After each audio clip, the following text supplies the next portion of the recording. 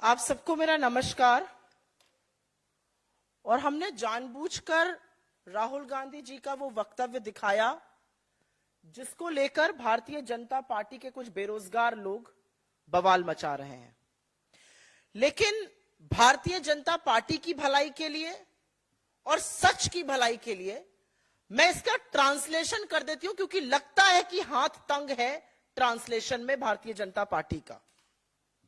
राहुल गांधी जी ने साफ तौर से कहा है, और मैं उन शब्दों को दोबारा से प्रयोग करूंगी। सवाल उनसे कमजोर होते हुए लोकतंत्र पे पूछा गया और उन्होंने पुरजोर तरीके से कहा, this is our problem, this is an internal problem, this is an Indian problem and solution for this has to come from inside not outside.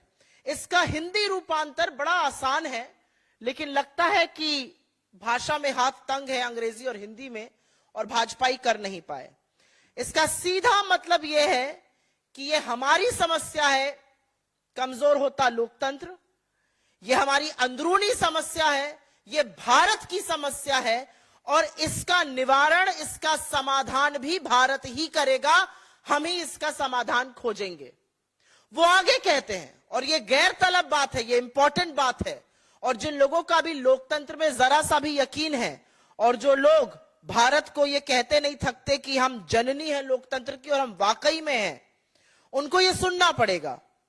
उन्होंने कहा कि भारत की लोकतांत्रिक व्यवस्था में 140 करोड़ लोग रहते हैं, 1.4 बिलियन पीपल, 140 करोड़ लोग भारत की लोकतांत्रिक व्यवस्था में रहते हैं, और इसीलिए भारत का लोकतंत्र और भारत के लोकतंत्र का भविष्य पूरी दुनिया के लोकतांत्रिक भविष्य को प्रभावित करता है। उन्होंने तो यह कहा है कि भारत का लोकतंत्र विश्व के लोकतंत्र की धुरी है और इसका स्वागत करना चाहिए। उन्होंने भारत के लोकतंत्र को पब्लिक गुड बताया है, मतलब यह सौगात है विश्व के लोकतंत्र के लिए, इसका तो स्वागत करना चाहिए। खड़े होकर प्रधानमंत्री जी को भी ताली बजानी चाहिए। लेकिन बजाय उसके आज मैंने आउट ऑफ वर्क भाजपा के काफी लोग लगे हुए हैं। यह सच है कि जब राहुल गांधी जी बोल देते हैं तो भाजपा के बददिमाग प्रवक्ता, उनके सांसद, उनके एमएलए, उनके बेरोजगार घूमते हुए पूर्व मंत्री, उनके कुछ ना काम करते हुए प्रेजेंट मंत्री, सब के सब ट्रोल बनने का, दो रुपल्ली का काम करने लगते हैं। हर व्यक्ति भाजपा में एकदम से सक्रिय हो जाता है अगर राहुल जी बोलते हैं। पहले तो आप डिसाइड कर लीजिए भाई कि उनकी बात सीरियस है कि नहीं है। अगर सीरियस है तो आप सब लोग बोलते हैं, और अगर सीरियस नहीं है तो क्यों बोलते हैं। आज लेकिन मैंने एक बड़ा ही भद्दा, शर्मनाक और निहायत ही गैर जिम्मेदाराना बयान एक ऐसे व्यक्ति से सुना जिसने इस देश के संविधान की शपथ ली है, इस देश के सांसद हैं।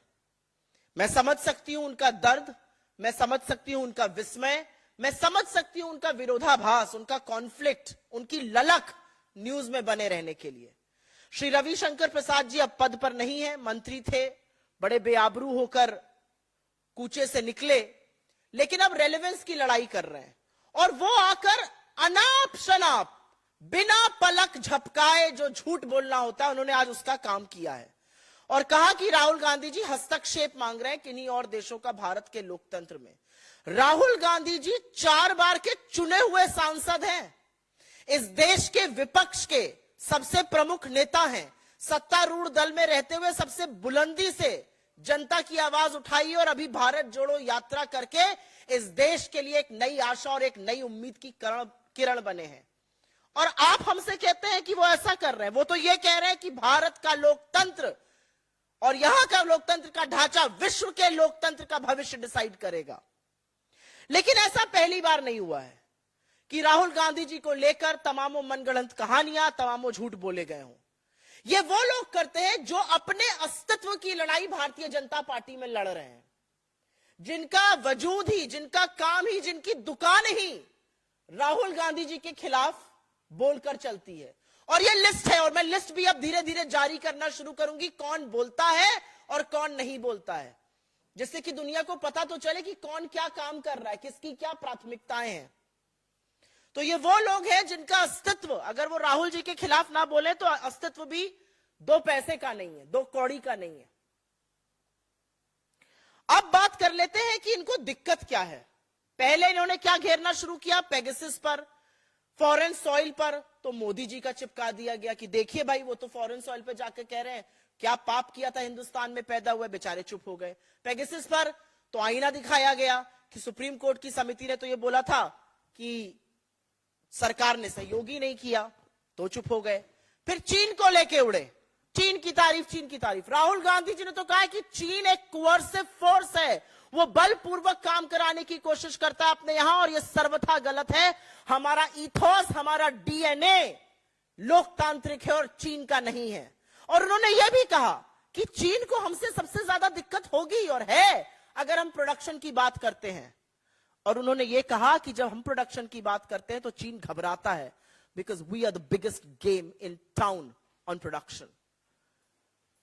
इस बात का जवाब तो मोदी जी पहले ये एक्सप्लेन करके दे कि $100 बिलियन का व्यापार घाटा क्यों करके बैठे हुए हैं, नतमस्तक क्यों हो जाते हैं, जी हजूरी क्यों करते हैं, 20 जाबाजों की शहादत का बदला कैसे लेंगे। तो पहले तो बेचारे चीन पर घुमाते रहे, वो भी नहीं चिपका, क्योंकि राहुल गांधी जी ने तो चीन को ही धज्जियां उड़ा दी है कहकर कि चीन एक कोअर्सिव फोर्स है, चीन में लोकतंत्र नहीं है, चीन बलपूर्वक काम कराता है, चीन को हमसे दिक्कत है, अगर हम प्रोडक्शन करेंगे तो चीन को सबसे ज्यादा दिक्कत है, बिकॉज हम सबसे ज्यादा उसमें उन्नति कर सकते हैं। फिर बेचारे, और ये स्क्रिप्ट है, पहले चीन पकड़ लो अपने मित्र को, फिर दूसरे मित्र पाकिस्तान के पास पहुंच जाओ, फिर पाकिस्तान को लेकर आ गए। पाकिस्तान पाकिस्तान, अरे भैया अभी तक ये देश समझना चाहता है कि लाहौर क्या करने गए थे, कौन सी बिरयानी खाने, कौन सी सेवई खाने, वो बताएंगे नहीं। देश ये पूछना चाहता है पठानकोट में आईएसआई क्यों बुलाई, पाकिस्तान पाकिस्तान। पाकिस्तान की भी धज्जियां उड़ा दी राहुल जी ने। राहुल जी ने कहा पाकिस्तान, किसी ने उनसे सवाल पूछा पड़ोसी देशों पर कैसे रिश्ते होने चाहिए, पाकिस्तान का नाम लिया, उन्होंने कहा मुझे लगता है कि पड़ोसी देशों से अच्छे संबंध होने चाहिए, सामान्य संबंध होने चाहिए, समन्वय होना चाहिए, लेकिन पाकिस्तान की आतंकी गतिविधियों को देखते हुए, पाकिस्तान की काली करतूतों को देखते हुए ऐसे संबंध बनना स्थापित नहीं है। अब वो भी सुई टपक सन्नाटा हो गया कि भाई पाकिस्तान भी नहीं चिपक रहा है, तो एक ये नया एंगल मनगढ़ंत कहीं से निकाल लिया। लेकिन ये मैंने दूध का दूध और पानी का पानी कर दिया कि उन्होंने क्या कहा था कि this is our own, our internal and an Indian problem, जिसका सोल्यूशन हिंदुस्तान ढूंढेगा, लेकिन हिंदुस्तान का जो लोकतंत्र है वो विश्व के लोकतंत्र की गति, नीति, दिशा और दशा डिसाइड करेगा। एक बात मैं और कहना चाहती हूं, आपको बड़ी आपत्ति है, चाहे वो बेरोजगारी पे बोले या महंगाई पे बोले या अडानी पे बोले या चीन पर बोले, किसी चीज पे भी, कोरोना पे बोले, आप आइए ना सदन में बहस करिए, करते हैं दूध का दूध पानी का पानी। आप बहस नहीं कर पाते, बहस से भागते हैं। जब अडानी पर बोलना था तो 2 घंटे 40 मिनट साहब कांपते हाथों से पानी पीते रहे। जब महंगाई पर चर्चा चल रही थी तो कहते मैं लहसुन प्याज नहीं खाती। जब बेरोजगारी पर था तो कहने लगे पकौड़ा तल लो। जब चीन पर चर्चा करने की आई तो कह दिया भैया कोई घुसा ही नहीं हुआ है, 20 जवानों की शहादत ऐसे ही हो गई, पेट्रोलिंग पॉइंट ऐसे ही चले गए, व्यापार घाटा ऐसे ही बढ़ गया। यह असलियत है मोदी सरकार की। आइए सदन में जो राहुल जी ने कहा हर चीज पे बहस कर लीजिए।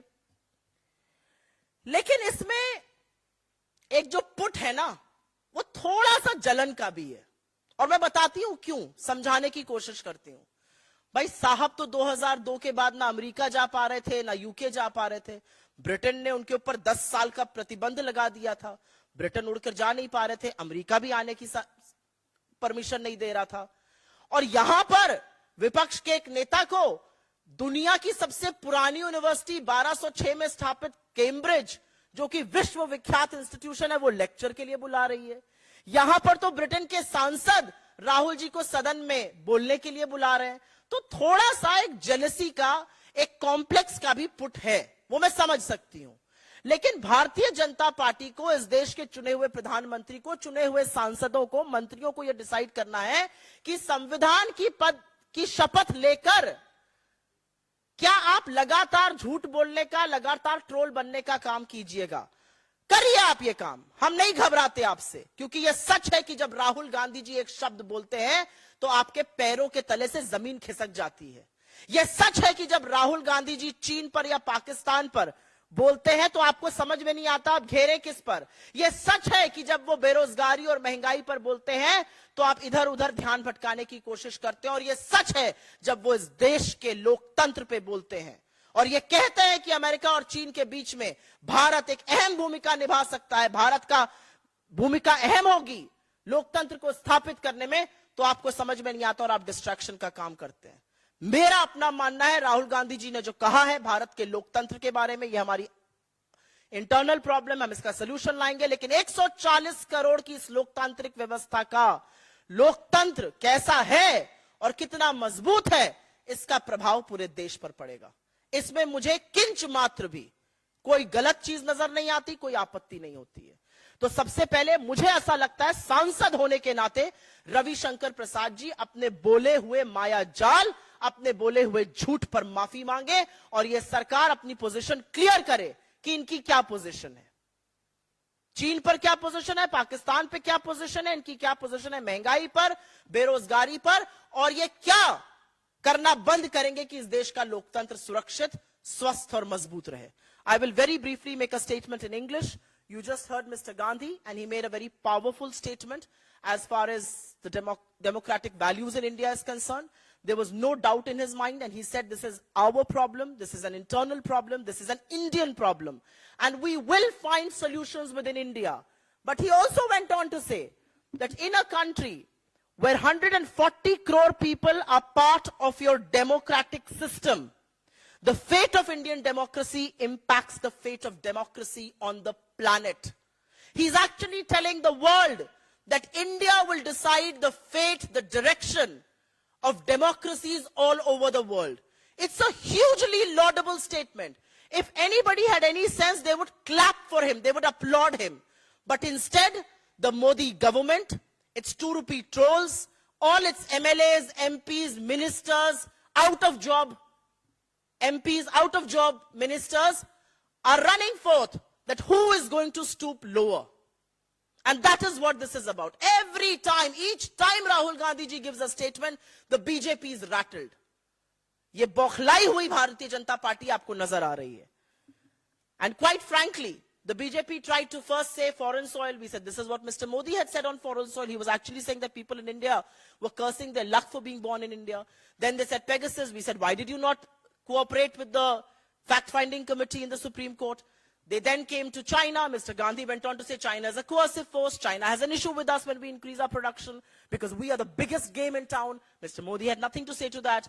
Then they went to their original script, which was Pakistan. But Mr. Gandhi lambasted Pakistan and said we want good relations with all our neighbors. But the kind of terror activities that Pakistan indulges in, it doesn't make it possible for us to have normal relations with them.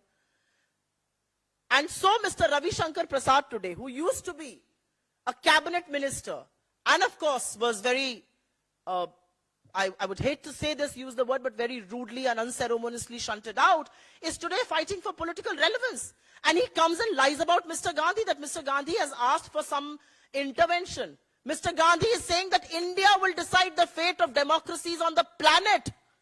Do you not understand English? Do you not want to understand the translation? And I know for a fact that Mr. Ravi Shankar Prasad speaks impeccable English and speaks impeccable Hindi and understands both languages. So what is this need to constantly lie?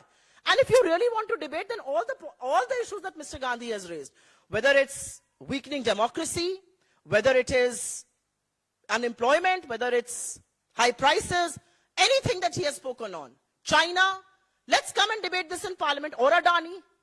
Every time he questions you on Adani, you start sipping water in parliament. For 2 hours, 40 minutes, the Prime Minister speaks, he doesn't utter the word A of Adani.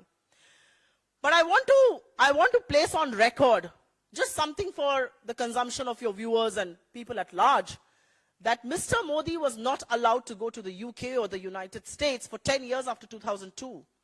And is this coming from a place of jealousy? Is this coming or is this stemming from a place of complex?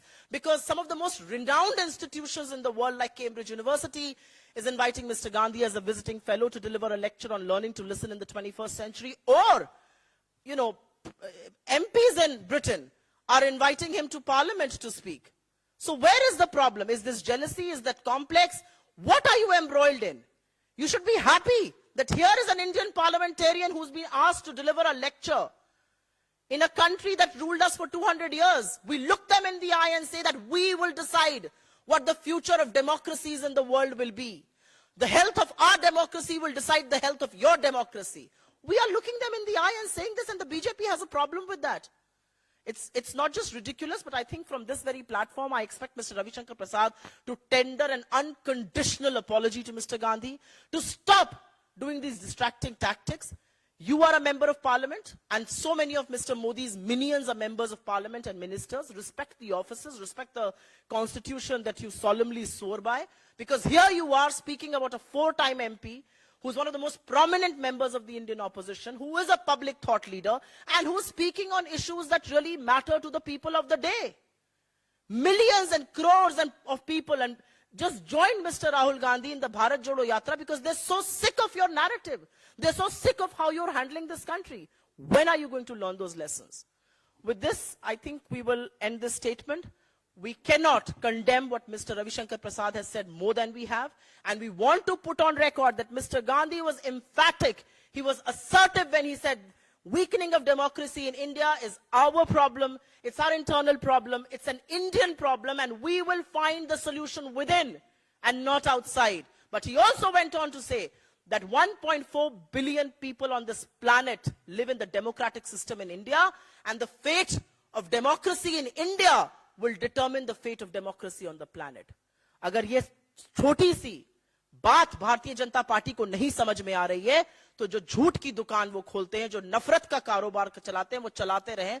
हम मोहब्बत की दुकानें खोलते जाएंगे और सच के ध्वजवाहक बनकर अपनी बात रखते जाएंगे। पुरजोर तरीके से हर उस मुद्दे पर बोलेंगे जो एक लोकतांत्रिक देश में चर्चा का विषय होना चाहिए और जिस पर बात होनी चाहिए। धन्यवाद।